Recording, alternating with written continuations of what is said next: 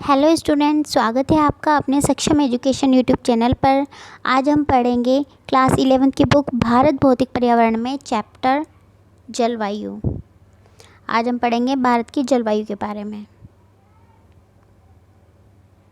तो देखिए, हम यहाँ देखेंगे कि जलवायु है क्या। मौसम, सबसे पहले इसमें दिया है मौसम की मौसम क्या है। मौसम वायुमंडल की क्षणिक अवस्था है, मतलब छोटी कम समय तक रहने वाली अवस्था है, जबकि जलवायु का तात्पर्य अपेक्षाकृत लंबे समय की मौसमी दशाओं के औसत से होता है। जो मौसम होता है वो तो वायुमंडल की ज़्यादा लंबी न चलने वाली छोटी अवस्था है, लेकिन जो जलवायु होती है वो लंबे समय तक चलती है। उसकी जो दशाएं हैं, उसकी जो परिस्थितियां हैं वो लंबे समय तक चलती हैं। मौसम जल्दी जल्दी बदलता है, जैसे कि एक दिन में या एक सप्ताह में, लेकिन जो जलवायु है उसका बदलाव 50 या इससे भी अधिक वर्षों में होता है। 50 साल तक तो उसमें कोई बदलाव होता ही नहीं है जलवायु में, लेकिन जो मौसम है वो कभी भी चेंज हो सकता है। 1 मिनट में भी हो सकता है, 1 घंटे में भी, 1 दिन में भी, कभी भी चेंज हो जाता है, लेकिन जलवायु के साथ ऐसा नहीं है। मानसून से अभिप्राय ऐसी जलवायु से है जिसमें ऋतु के अनुसार पवनों की दिशा में उत्क्रमण होता है, मतलब ऋतु के अनुसार पवन भी बदलती रहती है, परिवर्तित होती रहती है।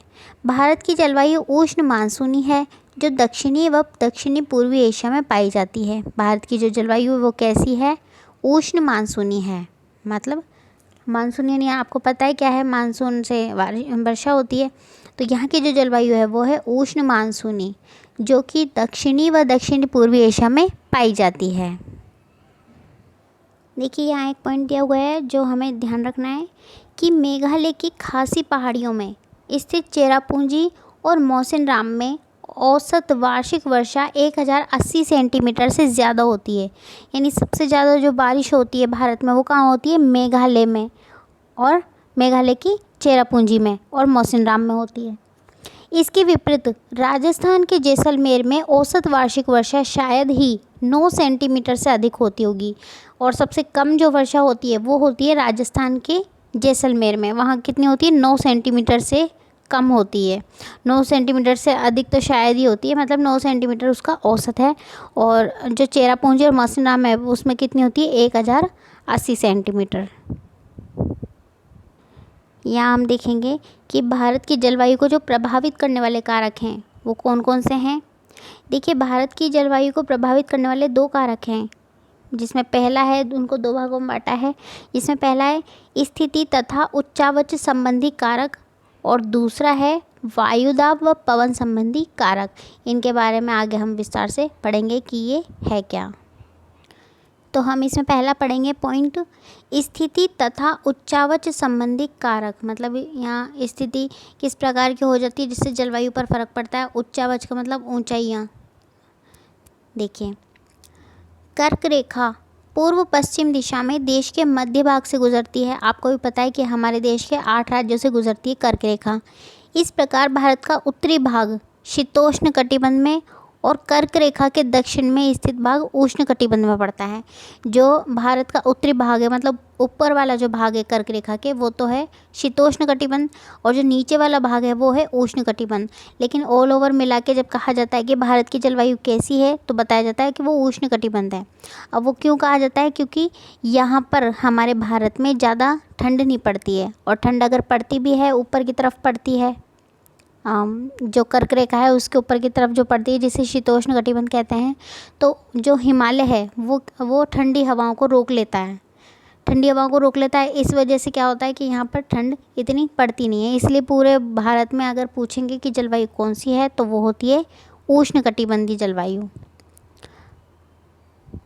कर्क रेखा के उत्तर में स्थित भाग में भूमध्य रेखा से दूर होने का कारण उच्च दैनिक तथा वार्षिक तापांतर के कारण विषम जलवायु पाई जाती है। आगे इसके नेक्स्ट हम देखेंगे कि हिमालय पर्वत के बारे में क्या बताया गया है। हिमालय पर्वत, जो हिमालय है वो जलवायु विभाजक की भूमिका निभाता है। यहाँ पर जलवायु विभाजक मतलब वो जलवायु का बंटवारा करता है कि एक तरफ जलवायु है उष्ण और एक तरफ है शीतोष्ण, तो उसमें वो भूमिका निभाता है। यह ऊंची पर्वत श्रृंखला उपमहाद्वीप को उत्तरी पवनों से अभेद्य सुरक्षा प्रदान करता है। उत्तरी पवनें जो आती हैं, जो ठंडी पवनें आती हैं, उनसे वो जो हमारा भारत है उसको वो सुरक्षा प्रदान करता है। ये हिमालय पर्वत का काम है। हिमालय पर्वत मानसून पवनों को रोककर उपमहाद्वीप में वर्षा का कारण बनता है। मानसून पवनों को वो रोक लेता है अपने ऊंचे पहाड़ों से, और जब वो पवनें रुक जाती हैं तो वो वर्षा का रूप ले लेती हैं और फिर वर्षा हो जाती है। नेक्स्ट पॉइंट है हमारा जल और स्थल का वितरण। देखिए, भारत के दक्षिण में 3 और हिंद महासागर व उत्तर की ओर ऊंची व अविच्छिन्न पर्वत श्रेणी है। आपको पता है कि जैसे ये भारत के नीचे का हिस्सा है, तो यहाँ भी कौन सा है, अरब सागर है, यहाँ बंगाल की खाड़ी है, और यहाँ नीचे हिंद महासागर है। तो 3 तरफ तो है महासागर, और ऊपर की तरफ क्या है, पहाड़ है। कौन सा, हिमालय। तो ये इसमें यही लिखा हुआ है कि 3 तरफ तो है हिंद महासागर, और उत्तर की ओर ऊंची और अविच्छिन्न पर्वत श्रेणी है। स्थल की अपेक्षा जल देर से गर्म होता है और देर से ठंडा होता है। जो पानी है देर से तो गर्म होता है और देर से ठंडा होता है ज़मीन की अपेक्षा। जल और स्थल की इस विभेदी तापन के कारण भारतीय उपमहाद्वीप में विभिन्न ऋतुओं में विभिन्न वायुदाब प्रदेश विकसित हो जाते हैं। वायुदाब में भिन्नता मानसून पवनों के उत्क्रमण का कारण बनती है। जो वायुदाब हैं वो सभी जगह अलग अलग होता है, उससे क्या होता है, मानसून पर भी फर्क पड़ता है। अगला पॉइंट है हमारा समुद्र तट से दूरी। देखिए, जो लंबी तटीय रेखा के कारण भारत के विस्तृत तटीय प्रदेशों में समकारी जलवायु पाई जाती है। आपको पता है कि जहाँ पे तट हैं, जिन प्रदेशों में, जिन राज्यों में तट हैं, जैसे कि गोवा है, मुंबई है, पुणे है, ये जो शहर हैं, इनमें क्या होता है कि जलवायु समान पाई जाती है। ना तो वहाँ पे ज़्यादा सर्दी होती है, ना ज़्यादा गर्मी होती है, और ना ज़्यादा बारिश होती है, क्योंकि वहाँ पे समुद्र है। लेकिन और इसीलिए क्या होता है कि विषम जलवायु वहाँ पे पाई जाती है, और मुंबई और कोंकण तट के जो निवासी हैं वो तापमान की विषमता और ऋतु परिवर्तन का अनुभव नहीं कर पाते। वहाँ पे समान जलवायु पाई जाती है।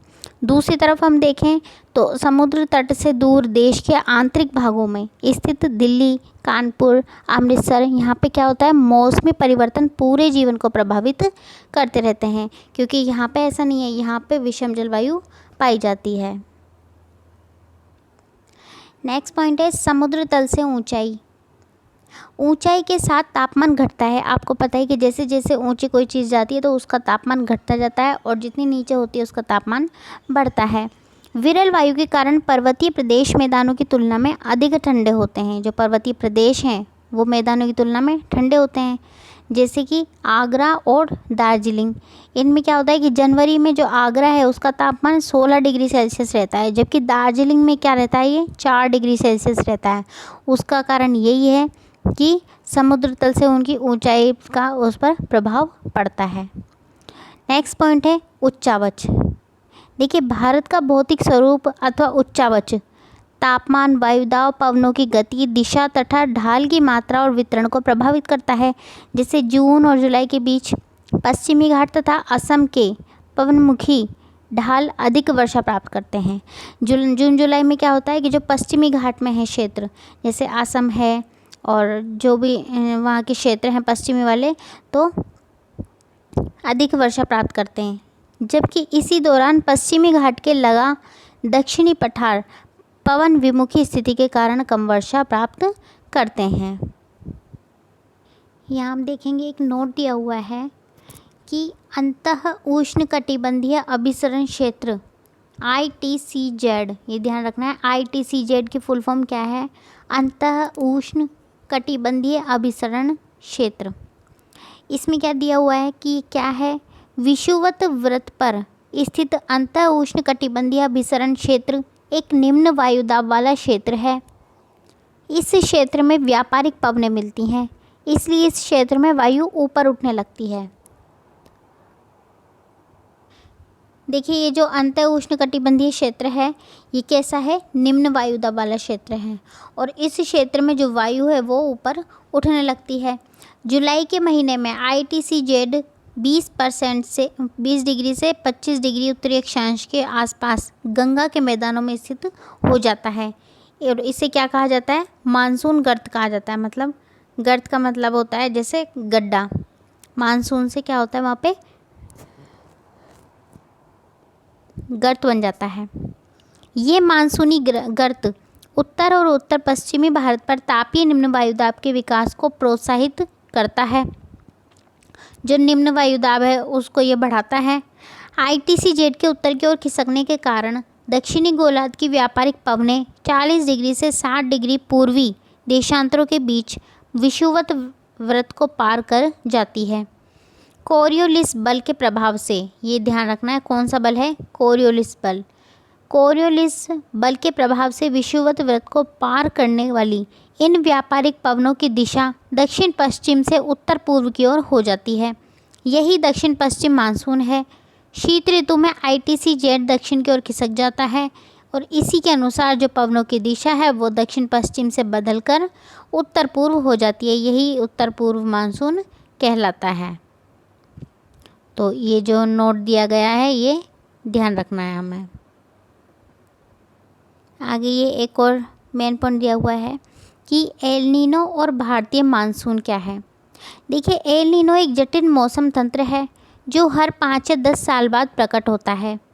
इसके कारण संसार के विभिन्न भागों में सूखा, बाढ़, मौसम की चरम अवस्थाएं आ जाती हैं। एल नीनो एक ऐसा मौसम तंत्र है कि जिसकी वजह से मौसम बहुत ज़्यादा प्रभावित होता है और इसकी वजह से क्या होता है कि सूखा आ जाता है, कभी बाढ़ और कई सारी चीज़ें मौसम में प्रभावित होती हैं।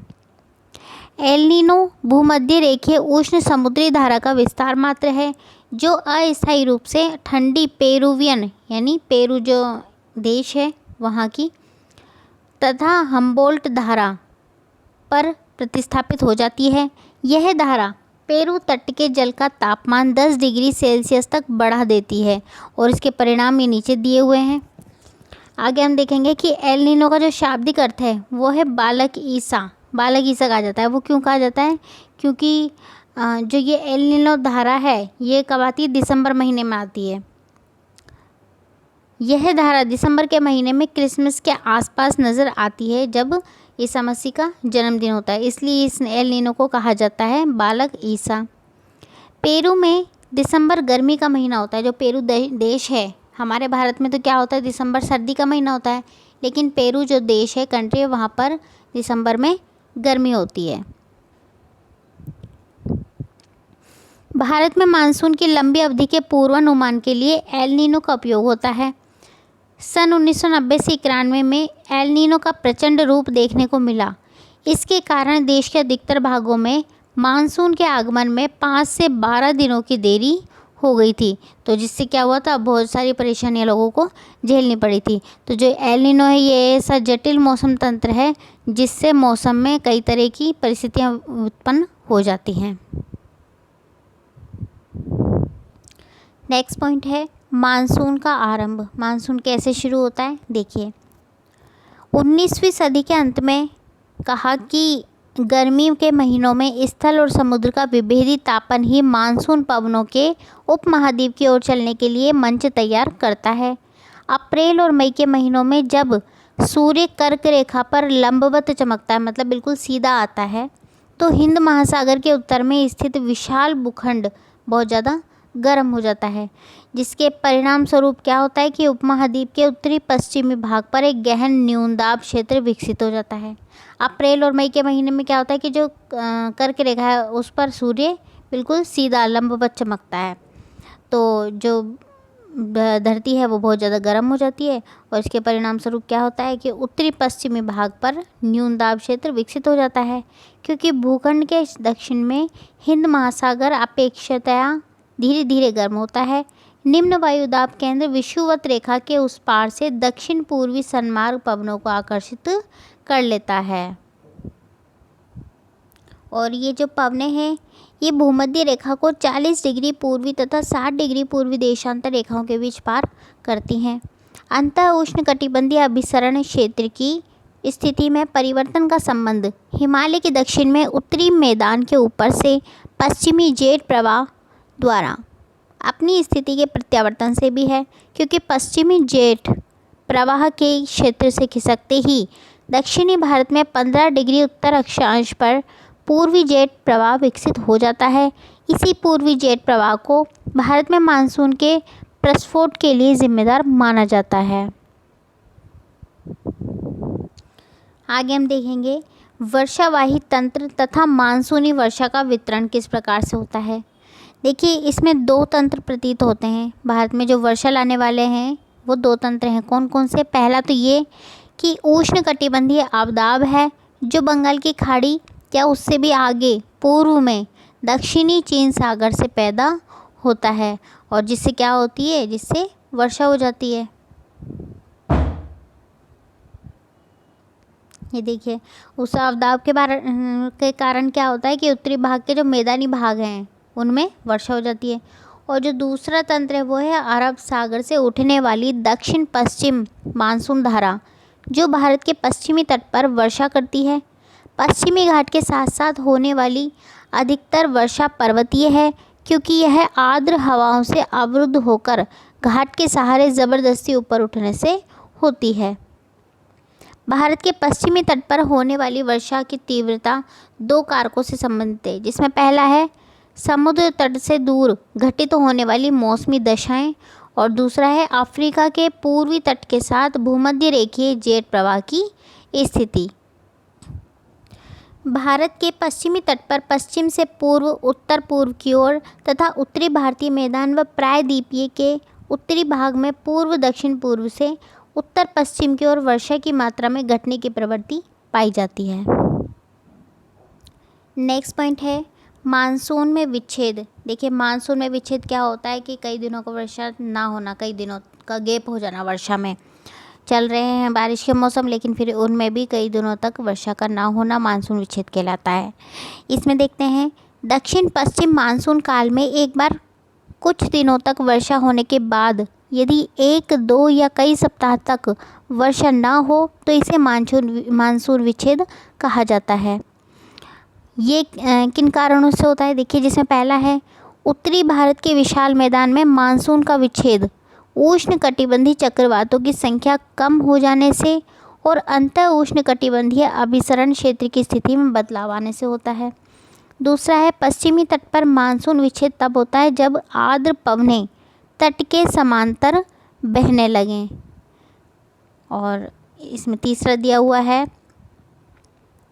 राजस्थान में मानसून विच्छेद तब होता है जब वायुमंडल के निम्न स्तरों पर तापमान की विलोमता वर्षा करने वाली आर्द्र पवनों को ऊपर उठने से रोक देती है, तब मानसून विच्छेद होता है। तो ये जो 3 पॉइंट हमने पढ़े हैं, 3 कारण पढ़े हैं, ये हमें ध्यान रखने हैं। नेक्स्ट पॉइंट है मानसून का निवर्तन। अब मानसून का निवर्तन क्या होता है? निवर्तन का मतलब होता है पीछे हटना। तो देखिए, मानसून के पीछे हटने या लौट जाने को मानसून का निवर्तन कहा जाता है। सितंबर के शुरू से उत्तर पश्चिमी भारत से मानसून पीछे हटने लगती है और मध्य अक्टूबर तक यह दक्षिणी भारत को छोड़ शेष समस्त भारत से निवर्तित हो जाती है। लौटती हुई मानसून पवनें बंगाल की खाड़ी से जल वाष्प ग्रहण करके उत्तर पूर्वी मानसून के रूप में तमिलनाडु में वर्षा करती हैं। ये ध्यान रखना है कि मानसून का जो निवर्तन होता है वो कहाँ पे जाके होता है? तमिलनाडु में जाके वो वर्षा हो जाती है।